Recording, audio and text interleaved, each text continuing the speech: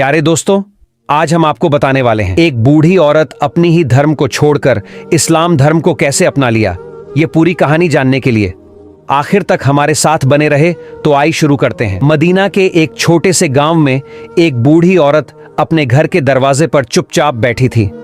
उसके सामने कुछ सामान रखा था, जैसे कहीं जाने की तैयारी में हो। उसके चेहरे पर चिंता की लकीरें साफ नजर आ रही थीं। आंखों में एक अजीब सी बेचैनी थी। वो बार बार इधर उधर देखती, जैसे किसी डर से भागना चाहती हो। धीरे धीरे वो उठती है, सामान उठाती है और चलने लगती है।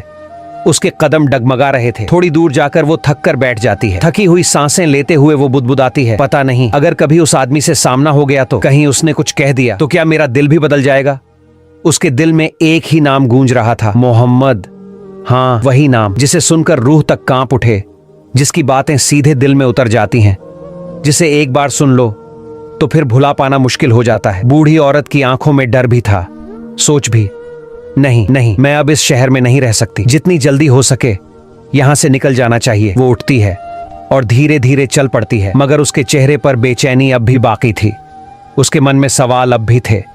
वो मोहम्मद सल्लल्लाहु अलैहि वसल्लम से कभी मिली नहीं थी, मगर उनके नाम ने ही उसकी रूह में हलचल मचा दी थी। क्या ताकत थी उस नाम में, जो अगर मिल जाए तो जिंदगी बदल दे, और जो ना भी मिले तब भी दिल को कहीं गहराई में छू जाए। ठीक उसी वक्त रसूलुल्लाह सल्लल्लाहु अलैहि वसल्लम उसी रास्ते से गुजर रहे थे। उन्होंने उस बूढ़ी अम्मा को देखा, रुक गए।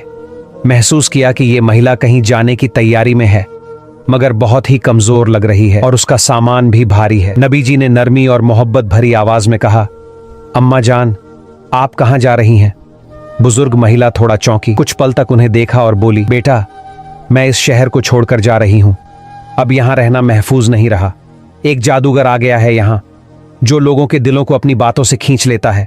मैं नहीं चाहती कि मेरे साथ भी वही हो। नबी सल्लल्लाहु अलैहि वसल्लम ने सिर झुकाया, शांत होकर उसकी हर बात को ध्यान से सुना। फिर बहुत सुकून भरे लहजे में बोले, अम्मा जान, क्या मैं आपकी मदद कर सकता हूं? आपका सामान तो काफी भारी लग रहा है। बुजुर्ग महिला कुछ पल उन्हें देखती रह गई, मन में सोचने लगी, कैसा है ये नौजवान, आजकल कौन किसी की इतनी फिक्र करता है। थोड़ी देर सोचकर बोली, बेटा, अगर तू मेरा ये सामान सिर पर रखवा दे तो मेरी बड़ी मदद हो जाएगी। नबी जी मुस्कुराए, आगे बढ़े और सामान उठाने लगे। वाकई सामान बहुत भारी था।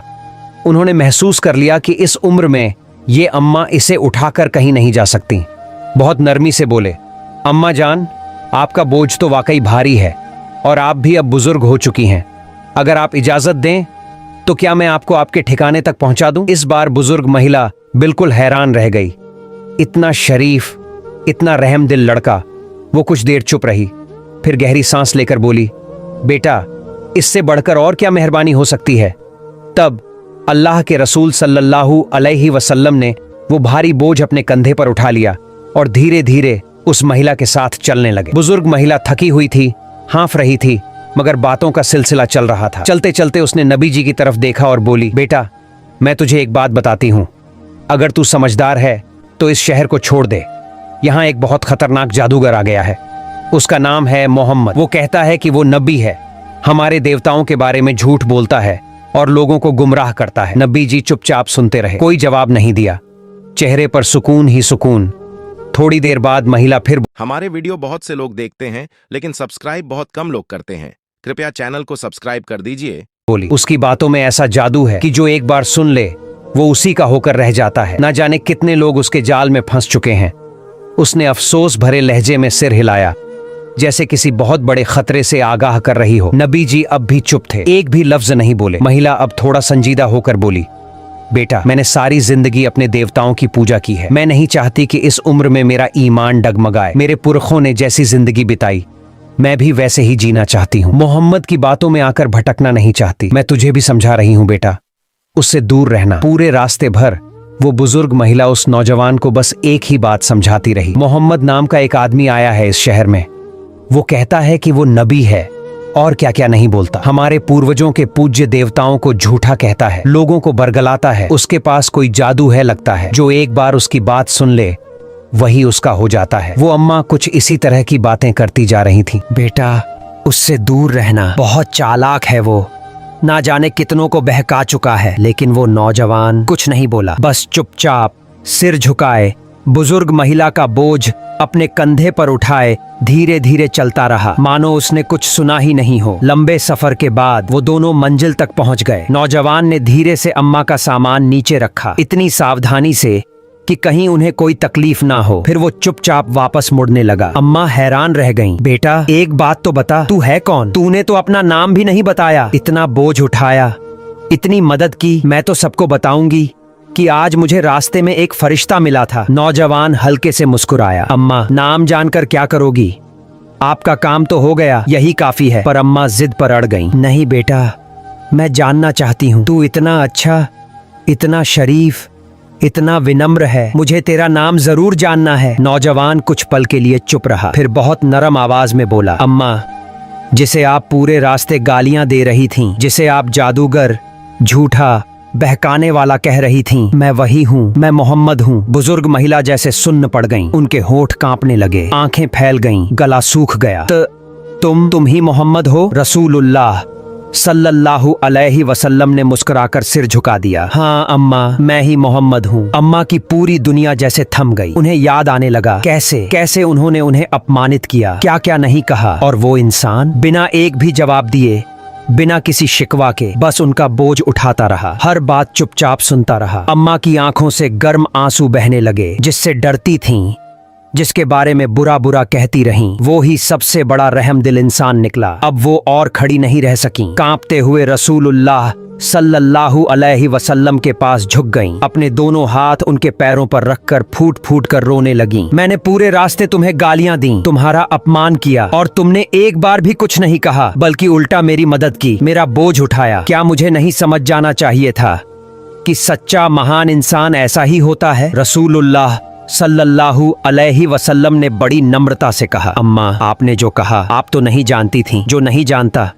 अगर उसे धैर्य से समझाया जाए तो एक दिन वह जरूर सच्चाई को पहचान लेता है। बुजुर्ग महिला की रुलाई रुक ही नहीं रही थी। उन्होंने एक लंबी सांस ली, फिर गहरे दर्द से बोली, मैंने बहुत बड़ी गलती की, मुझे झूठ सिखाया गया था। अब मैं समझ गई हूँ, तुम सच्चे हो, तुम न्यायप्रिय हो, तुम जरूर अल्लाह के भेजे हुए रसूल हो। फिर उन्होंने कांपती आवाज में मगर पूरे यकीन के साथ कहा, मैं गवाही देती हूँ कि अल्लाह के सिवा कोई इबादत के लायक नहीं, और मैं गवाही देती हूँ कि तुम मोहम्मद अल्लाह के रसूल हो। फिर एक दिन अब्बू जहल ने कुरैश के लोगों को जमा किया और गुस्से में बोला, ऐ कुरैश के लोगों, क्या तुम नहीं देख रहे?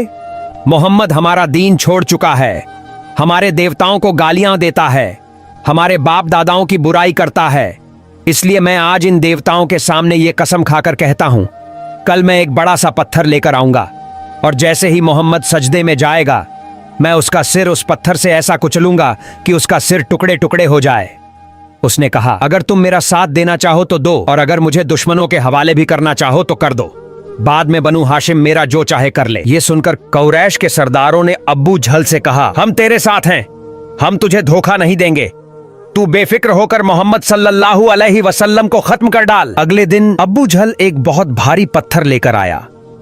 उसके इरादे खतरनाक थे, वो बस मौके की तलाश में था। इधर प्यारे नबी सल्लल्लाहु अलैहि वसल्लम काबा के करीब आए और नमाज पढ़ने के लिए खड़े हो गए। दूसरी तरफ कुरैश के सरदार अपने घरों में बैठे ये इंतजार कर रहे थे कि अब कोई आए और उन्हें ये खबर दे कि मोहम्मद सल्लल्लाहु अलैहि वसल्लम अब इस दुनिया में नहीं रहे। जैसे ही प्यारे नबी सल्लल्लाहु अलैहि वसल्लम सजदे में गए, अब्बू जहल ने मौका देखकर पत्थर उठाया और धीरे धीरे नबी सल्लल्लाहु अलैहि वसल्लम की तरफ बढ़ने लगा। लेकिन जैसे ही वो बिल्कुल पास पहुंचा, अचानक उसकी हालत बदलने लगी। वो जोर जोर से कांपने लगा, उसका चेहरा डर से पीला पड़ गया। उसका हाथ जिस पत्थर को उठाए था वो वहीं जम गया। वो हिल भी नहीं पा रहा था। डर के मारे वो उल्टा भागा और दूर जाकर खड़ा हो गया। कुरैश के लोग हैरान होकर उसके पास दौड़ते हुए आए और बोले, अब्बू जहल, ये क्या हुआ? तू पीछे क्यों लौट आया? अब्बू जहल की आवाज कांप रही थी। वो बोला, मैं जैसे ही मोहम्मद के पास पहुंचा, मेरे सामने एक बहुत बड़ा ऊंट खड़ा हो गया। मैंने अपनी जिंदगी में इतना भयानक ऊंट कभी नहीं देखा। ऐसा लग रहा था कि अगर मैं एक कदम भी आगे बढ़ा तो वो मुझे अभी के अभी कुचल डालेगा। कुछ दिन बाद जब सहाबा रजी अल्लाहु अन्हुम ने प्यारे नबी सल्लल्लाहु अलैहि वसल्लम से इस वाकये के बारे में पूछा तो नबी जी सल्लल्लाहु अलैहि वसल्लम ने फरमाया, वो जो ऊंट था दरअसल वो हजरत जिब्राइल अलैहिस्सलाम थे। अगर अब्बू जहल एक कदम भी और आगे बढ़ता तो जिब्राइल अलैहिस्सलाम उसे उसी वक्त खत्म कर देते। एक दिन हमारे प्यारे नबी सल्लल्लाहु अलैहि वसल्लम के सहाबी हजरत अब्बास रजियल्लाहु ताला अन्हु मस्जिदुल हराम में बैठे हुए थे। उसी वक्त अब्बू जहल वहां आ पहुंचा। उसने गुस्से में कहा, मैं अल्लाह की कसम खाकर कहता हूं, अगर मैंने मोहम्मद सल्लल्लाहु अलैहि वसल्लम को सजदा करते देख लिया तो मैं उनका सिर धड़ से अलग कर दूंगा। हजरत अब्बास रजियल्लाहु अन्हु ये सुनकर फौरन प्यारे नबी सल्लल्लाहु अलैहि वसल्लम के पास पहुंचे और सारा वाकया बता दिया। जब नबी करीम सल्लल्लाहु अलैहि वसल्लम ने ये सुना तो वो फौरन उठे और मस्जिदुल हराम की तरफ चले गए। वहां पहुंचकर उन्होंने सूरह अरलक की आयतें तिलावत करना शुरू की। जब वो उस आयत पर पहुंचे जहां सजदा है तो उसी वक्त सजदे में गिर गए। उधर किसी ने अब्बू जहल से कहा, अब्बू जहल, मोहम्मद सल्लल्लाहु अलैहि वसल्लम सजदा कर रहे हैं। ये सुनते ही अब्बू जहल गुस्से में पागल हो गया और दौड़ता हुआ नबी सल्लल्लाहु अलैहि वसल्लम की तरफ गया। वह बिल्कुल करीब पहुंच गया, मगर जैसे ही वो करीब पहुंचा अचानक वो उल्टा भागता हुआ पीछे लौट आया। अब्बू जहल के साथियों ने हैरान होकर पूछा, अब्बू जहल क्या हुआ, तू वापस क्यों भागा? अब्बू जहल की हालत अजीब थी। वह बुरी तरह कांप रहा था। उसने कांपती हुई आवाज में कहा, क्या तुम लोग नहीं देख पा रहे हो जो मैं देख रहा हूँ? सब हैरान रह गए। उन्होंने पूछा, तूने क्या देखा? अब्बू जहल बोला, मैंने देखा कि एक बहुत ही भयानक आग का गोला मेरी तरफ बढ़ रहा है। वो इतना डरावना था कि मुझे लगा अब ये मुझे जलाकर खाक कर देगा। सुभान अल्लाह। अल्लाह ताला ने अपने प्यारे नबी सल्लल्लाहु अलैहि वसल्लम की कैसी हिफाजत फरमाई। एक दिन अब्बू जहल हमारे प्यारे नबी सल्लल्लाहु अलैहि वसल्लम के सामने आया। उसने दोनों हाथों को मुट्ठी में बंद कर लिया और नबी जी सल्लल्लाहु अलैहि वसल्लम से कहा, ऐ मोहम्मद, अगर आज तुम ये बता दो कि मेरे इन दोनों हाथों की मुट्ठियों में क्या है तो मैं अल्लाह पर ईमान ले आऊंगा, तुम्हें अल्लाह का नबी मान लूंगा और कलिमा पढ़कर मुसलमान बन जाऊंगा। प्यारे नबी सल्लल्लाहु अलैहि वसल्लम ने बहुत सादगी और सच्चाई से जवाब दिया, ऐ चाचा, मैं ये नहीं बता सकता कि आपकी मुट्ठी में क्या है, क्योंकि गैब अदृश्य का इल्म सिर्फ और सिर्फ मेरे रब अल्लाह ताला के पास है। ये सुनकर अब्बू जहल मुस्कुराने लगा जैसे मजाक उड़ा रहा हो, मगर फिर नबी जी सल्लल्लाहु अलैहि वसल्लम ने फरमाया, ठीक है चाचा, अगर आपकी मुट्ठी में जो कुछ है वो खुद अगर मेरी नबूवत की गवाही दे दें तो क्या आप ईमान लाएंगे? अब्बू जहल ने कहा, अगर ऐसा हुआ तो इससे बेहतर क्या हो सकता है, बात बिल्कुल साफ हो जाएगी, चलो करके दिखाओ। उसके बाद प्यारे नबी सल्लल्लाहु अलैहि वसल्लम ने अब्बू जहल की मुट्ठी की तरफ देखा और फरमाया, ऐ मुट्ठी में जो भी है, अगर तुम मेरी नबूवत की गवाही दे सकते हो तो दो। तुरंत ही अब्बू जहल की मुट्ठी में मौजूद पत्थर जोर जोर से बोलने लगे। उन्होंने जबान से कहना शुरू किया, ऐ अल्लाह के रसूल, आप सच्चे नबी हैं, आप ही अल्लाह के भेजे हुए पैगंबर हैं, इसमें कोई शक नहीं। सुभान अल्लाह।